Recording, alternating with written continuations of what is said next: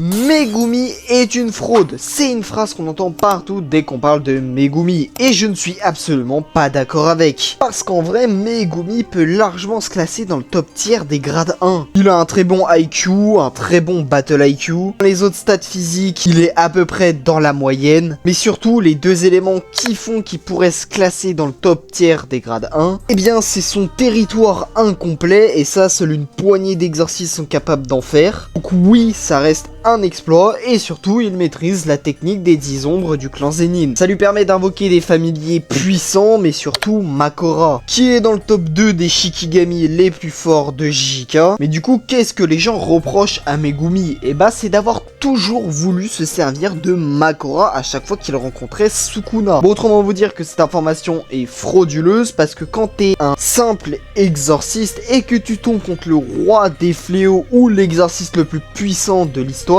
alors que comme je l'ai dit, tu as des stats physiques qui sont dans la moyenne, que tu n'as pas une extension du territoire ultra pétée comme celle de Yuta ou de Mahito, et que tu n'as pas d'autres capacités ultra cheatées, bien évidemment que si le roi des flots est à 1 doigt ou à 15 doigts, tu lâches Makora direct. Quand on sait que Makora a tué des utilisateurs de l'infini et du 6ème œil, bien sûr que tu claques Makora. De toute façon, dans tous les cas, Megumi n'a jamais vraiment eu de chance dans ses combats. Il est quasi toujours tombé contre plus fort que lui. Donc maintenant, arrêtez de dire que Megumi est une fraude.